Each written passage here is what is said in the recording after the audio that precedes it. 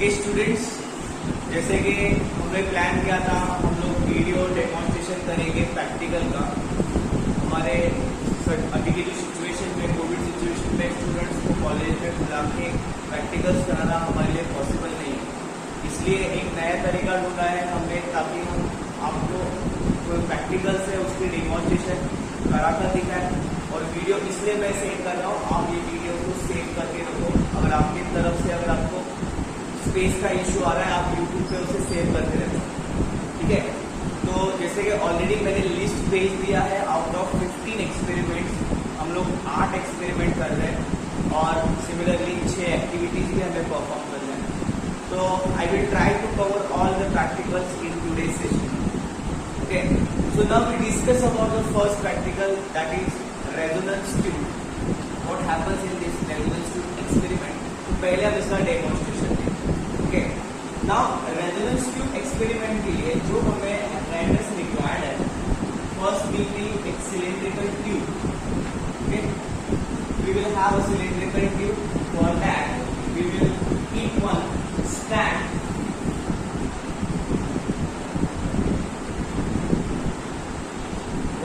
will be required to hang this resonance tube. This will be nothing but any cylindrical tube. Okay. Now, but this jar, this is the jar, contains water. In that resonance tube will be inserted like this. So this is our resonance tube. This is a jar in which certain liquid, अपने case में हमने यहाँ पे पानी को consider किया हुआ है, ठीक है। अब ये रेजोनेंस ट्यूब का जो सेक्शन है मैं थोड़ा सा आपको बड़ा करके दिखाता हूँ, क्योंकि जो अपना पर्पज है उसके लिए रिक्वायर्ड है। एनीवेज, हाँ, नाउ अनदर रिक्वायरमेंट ये है कि हमारे पास सेट ऑफ ट्यूनिंग फॉर्म्स होंगे। 5 to 6 tuning forks will be given to you. और आप जैसे कि जानते हो कि ये ट्यूनिंग फॉर्म्स जो होते हैं उनकी जो फ्रीक्वेंसी होती है वो अलग अलग होती है according to their shapes. Okay, lower से 250 हर्ट्ज से लेके 512 हर्ट्ज तक अपने पास अलग अलग प्रकार के अलग अलग वैल्यूज के फ्रीक्वेंसी के ट्यूनिंग फॉर्म्स हैं। तो वो एक स्टेट आपको दिया है, ठीक है। नाउ ये रेजोनेंस ट्यूब का जो एक्सपेरिमेंट का जो मेन पर्पज है, यहाँ पे हमें ये शो करना है कि frequency of the tuning fork is inversely proportional to the resonating length. ये जो पूरा टाइटल जो मैंने आपको बताया कि frequency of tuning fork is inversely proportional to the resonating length of the vibrating column. इसका मतलब क्या है कि when we use this tuning fork, साथ में कोई एक रबर पैड होगा, उस रबर पैड पे जब हम ट्यूनिंग फॉर्म को हैंग करते हैं and when we bring this to near to this surface of the resonating tube, what happens is the vibrations are passes through the wire. Now, with the adjustment of the tuning fork stills and the vibrating column, अगर हमने उसको properly adjust कर लिया, तो we get a maximum sound. हालांकि ये tuning fork, ये resonant tube जो है, इसको हमने इसलिए एक साइड से थोड़ा सा हैंग किया है, पर इसे हम ऊपर नीचे कर सकते हैं। ये जो कॉलम आप देख रहे हो रेजोनेटिंग ट्यूब, ये जो रेजोनेटिंग ट्यूब है, हम उस ट्यूब को एडजस्ट कर सकते हैं, ऊपर नीचे पोजिशन कर सकते हैं। और वो इसलिए करना पड़ता है कि जब आप ट्यूनिंग फॉर्म को वाइब्रेट करने के बाद, किसी पैर पे स्ट्रोक करने के बाद जब आप उसे रेजोनेंट ट्यूब के सामने रखोगे, तो वो जो कॉलम है हमें इस तरह से एडजस्ट करना पड़ता है जहाँ पे हमें मैक्सिमम साउंड सुनाए। और जैसे कि रेजोनेंस का मतलब भी क्या होता है कि जब आप देखेंगे ये AC सर्किट्स में भी आपने पढ़ा होगा, रेजोनेंस का मतलब क्या होता है, जहाँ पे आपको मैक्सिमम फ्रीक्वेंसी का साउंड सुनाई देगा, that is called as the peak value. Okay, बाकी अगर अदर फ्रीक्वेंसीज में या बाकी अदर डिस्टेंस में अगर आप ऑब्जर्व भी करोगे तो हो सकता है साउंड आपको मिले, बट हो सकता है कि साउंड का जो एम्पलीट्यूड है वो थोड़ा सा कम हो, ठीक है। तो अभी हमने एक ट्यूनिंग फॉर्म अगर यहाँ पे रख दिया and I am setting the vibration in the column, so this is the way the sound travels and get reflected on the surface where water column is present. क्या हो जाएगा, ये तो एयर कॉलम है, इसके बाद लिक्विड स्टार्ट होगा, तो द साउंड एक्चुअली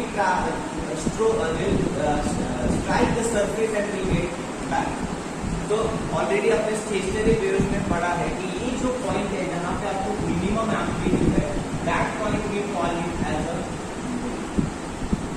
ओके, और ये जो मैक्सिमम एम्पलीट्यूड है that point is called as anti. Okay, node क्या होता है, एंटी नोड क्या होता है, हमने देखा है, maximum amplitude and zero amplitude node. तो इन दोनों के बीच पे जो स्पेसिफिकली डिस्टेंस है नोड और एंटी नोड के बीच में, that we know is lambda by 4, ये हमने पढ़ा है।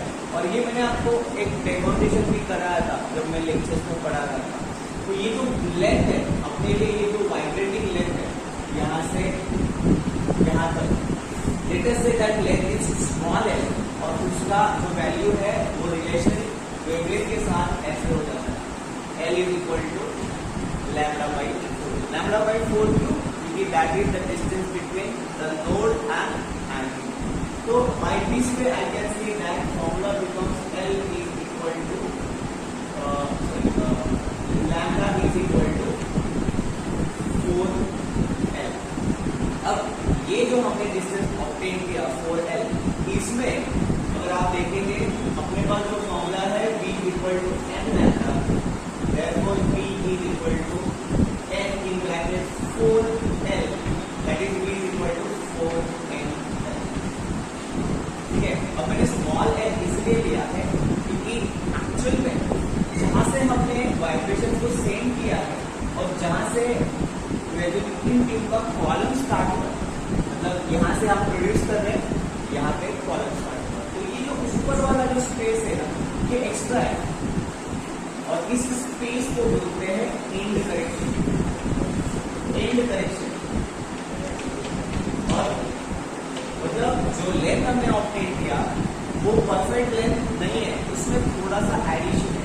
मतलब अगर मैं कैपिटल L का जो लेंथ है वो तो स्मॉल l है प्लस e है। एक्चुअली ये जो फॉर्मूला मैंने यहाँ पे बनाया है तो ये यहाँ पे कैपिटल L आ जाएगा, it will become capital L, और जहां से हम L को बोलते हैं small l plus e। Okay, तो ये फॉर्मूला बना दिया हमने। अब हमको क्या करना है एक्सपेरिमेंट में, हम ये एक्सपेरिमेंट करेंगे, ट्यूनिंग फॉर्क को वाइब्रेट करेंगे, रिकॉर्ड करेंगे, और जैसे ही हमें वो लेंथ मिल जाएगी हम एक कॉलम बनाएंगे। उस कॉलम में एक तरफ होगा फ्रीक्वेंसी और दूसरी तरफ होगा वाइब्रेटिंग कॉलम। ठीक है, अब ये वाइब्रेटिंग कॉलम कैसे मिलेगा? तो हर एक के ऊपर स्केलिंग तो होते हैं, रेजोनेंस ट्यूब के ऊपर या तो स्केलिंग होते हैं, नहीं तो एक हमें बीच टू मीटर बीच का 1 मीटर टेप हमें मिलता है, वो अवेलेबल रहेगा प्रैक्टिकल में। आपको क्या करना है, आपको इसका डिस्टेंस यहाँ से यहाँ तक का फाइंड करना है। तो एक नॉर्मली 2 स्टूडेंट मिलकर ये प्रैक्टिकल परफॉर्म कर सकते हैं। We will record the length, तो वो जो लेंथ मिलेगा वो रहेगा आपके लिए स्मॉल।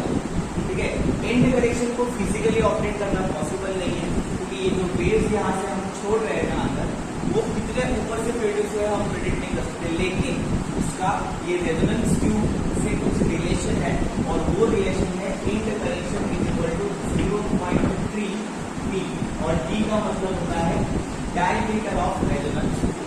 ये जो डायमीटर ऑफ ये जो हमने रेजोनेंस ट्यूब लिया है, जो अंदर हमने रखा है, उसका जो भी डायमीटर होगा उससे 0.3 टाइम्स। अब आप सोच रहे कि इसका डायमीटर कैसे फाइंड करेंगे? 11th में आपने प्रैक्टिकल्स किए थे वर्नियर कैलिपर, जिसमें हम लोग कोई चीज का अगर डायमीटर फाइंड करना है, थिकनेस फाइंड करना है, तो हमको दो जॉज में हमसे फिट करते थे, और वो डिस्टेंस कैसे मेजर करते थे आपने देखा होगा। उसमें एक टेबल भी होता था, नॉर्मली हम लोग उसका रीडिंग लेते थे, VSR, फिर VSD, फिर VSD इंटू लिस्ट काउंट। ठीक है, तो यहाँ पे ये A है और लेट से ये B है, ये B इंटू LC, जिसको हमने C नाम दे दिया। फिर आपको क्या होता था, उसमें फिर A प्लस B करते थे आप। ओके, तो A प्लस B से फॉर एग्जाम्पल मैंने यहाँ पे A प्लस C करते थे, एग्जाम्पल दिया। उसमें अगर कुछ एरर होगा तो हम सबट्रैक्ट वगैरह करते थे। तो ये 11 के मेथड से हमें डायमीटर फाइंड करना। ठीक है, तो ये तो हो गया डेमोन्स्ट्रेशन। अब मैं इसको की फैक्टर्स या की पॉइंट्स बताता हूँ। ये एक्सपेरिमेंट में क्या करना है, अपने पास स्टैंड है, एक जार है जिसमें हमने पानी रखा हुआ है, हमने रेजोनेंस ट्यूब को इंसर्ट किया हुआ है, रेजोनेंस ट्यूब को स्टैंड से यूज करते ही है, लेकिन अगर स्टैंड से अगर आपके पास स्टैंड अवेलेबल नहीं है, जैसे आप अपने केस में देखोगे, तो it is not required, also mandatory नहीं है। आप रेजोनेंस ट्यूब को हाथ से पकड़िए, रबर पैड पर स्ट्राइक कर दीजिए, आप उसको होल्ड कीजिए और डिस्टेंस को इस तरह से वेरी कीजिए ऊपर नीचे कि जहाँ आपको मैक्सिमम साउंड सुनाई दे। जो लेंथ मिलेगा वो आपके लिए स्मॉल एल होगा। फिर आप स्मॉल एल के बाद एंड करेक्शन तो फिक्स होता है, एवरी स्मॉल एल में आप एंड करेक्शन का वैल्यू ऐड करोगे, जो हो जाएगा आपका कैपिटल एल। ये हो गया सिर्फ एक फ्रिक्वेंसी के लिए। फिर आप दूसरा फ्रिक्वेंसी लीजिए, ठीक है। अब एक और इम्पोर्टेंट चीज ऐसी है कि ये जो रिलेशन है एन और एल का, हम जानते हैं कि frequency inversely proportional to resonating tube, मतलब N is inversely proportional to length. अब अपने यहाँ पे हम लोग स्मॉल लिखेंगे तो कैपिटल लेंथ, ठीक है। तो क्या कर सकते हो, ये जो स्मॉल एल है आप उसमें ये टेबल में एक डायरेक्शन ऐड करो, ये मिलेगा आपको कैपिटल एल। फिर एक और एक्स्ट्रा कॉलम बनाओ जिसमें आप लिखोगे 1/L और ये फ्रीक्वेंसी और 1/L को प्लॉट करो, आपको क्या मिलेगा, मतलब y एक्सिस पे आपको, x एक्सिस पे आपको फ्रीक्वेंसी प्लॉट करनी है, x एक्सिस पे आपको 1/L प्लॉट करना है, और जो भी पॉइंट्स मिलेंगे हो सकता है थोड़े से डिफरेंट हो जाए, ठीक है। तो ऐसा मत कंपल्सरी समझिए कि सारे पॉइंट आपको लाइन पे मिलेंगे, क्लोज अप्रॉक्सिमेटली से ये लाइन पास होगा। फिर ये लाइन का आपको क्या करना है, स्लोप फाइंड करना है। तो स्लोप का मतलब क्या होता है, y/x, y2 - y1 / x2 - x1 delta y/1 delta x। तो स्लोप क्या मिलेगा, स्लोप विल बी 1/L और 1/L, that is nothing but slope will be 1/L। और फॉर्मूला में तो आप देख रहे हैं कि वेलोसिटी इक्वल टू 4NL है, तो यहाँ पे वेलोसिटी का एक और फॉर्मूला मिलता है 4 × 1/L। तो ये जो हमने इक्वेशन बनाया ग्राफ से, ग्राफ की कैलकुलेशन के लिए हम लोग यूज करेंगे, और ये जो मैंने इक्वेशन बनाया वो जो हमने ऑब्जर्वेशन किया उससे करेंगे। सो this is the entire experiment. अगर इस रिलेटेड कुछ डाउट हो तो आप ग्रुप में पोस्ट कर दीजिए। अब मैं आपको वीडियो का डेमोन्स्ट्रेशन बताऊंगा। ओके, तो जैसे अभी हमने डेमोन्स्ट्रेशन आपको मैंने बोर्ड पे दिखाया, यहाँ पे एक ग्लास जार है जहाँ पे हमने लिक्विड लिया है एक्सपेरिमेंट के पर्पस के लिए, वाटर इज फाइन, ठीक है। अब इसे बोलते हैं रेजोनेंस ट्यूब, जो कि हम कॉलम में अंदर ऊपर नीचे कर सकते हैं। इसका पर्पस ये होता है कि आप जितना उसे अंदर लेकर जाओगे, वो वाइब्रेटिंग कॉलम है जहां से एयर विल ट्रैवल, आप देख सकते हो ये हॉलो ट्यूब है, तो यहाँ से जब एयर ट्रैवल करेगा तो जहां पे हम ये सरफेस को वो टच कर रहा है अंदर, वहां से रिफ्लेक्ट होके वो साउंड वेव्स जो है वो रिटर्न आएंगे। तो उसका जो लेंथ है हम उसको वाइब्रेटिंग लेंथ बोलते हैं, वो फॉर्मूला हमने सब देख लिया। बट अभी मान लीजिए मैं कुछ सेटअप दिखाता हूँ कि जब कोई एक ट्यूनिंग फोर्क को अगर आप इस तरह से रिकॉर्ड करते हो, ठीक है,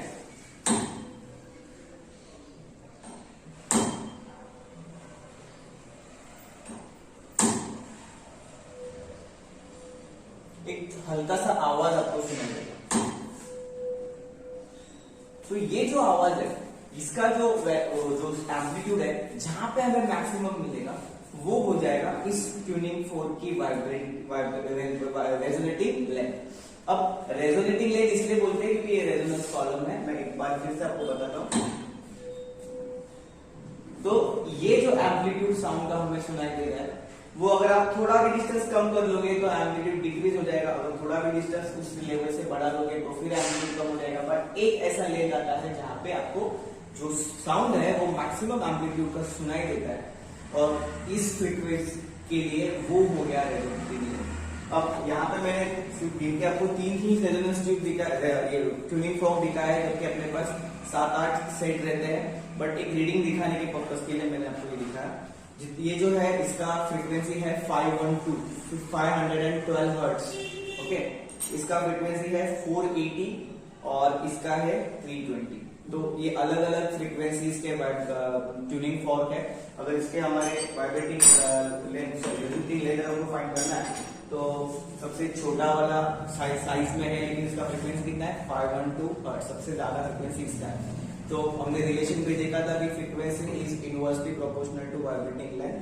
तो जब आपको करना क्या है, बस आपको इसे यहाँ पे टैप करना है, जहां पर को मैक्सिमम साउंड सुनाई दे, उस साउंड को, ये जो लेवल देख रहे हो वाटर लेवल, इस वाटर लेवल से यहाँ तक का आपको डिस्टेंस फाइंड करना है। ये आप ट्यूनिंग फोर्क आपके नॉर्मल स्केल से भी ये रिकॉर्ड कर सकते हो। जब आप ये रिकॉर्ड के लेंथ करोगे तो आप ये एक्सपेरिमेंट फिर से एक बार देखो।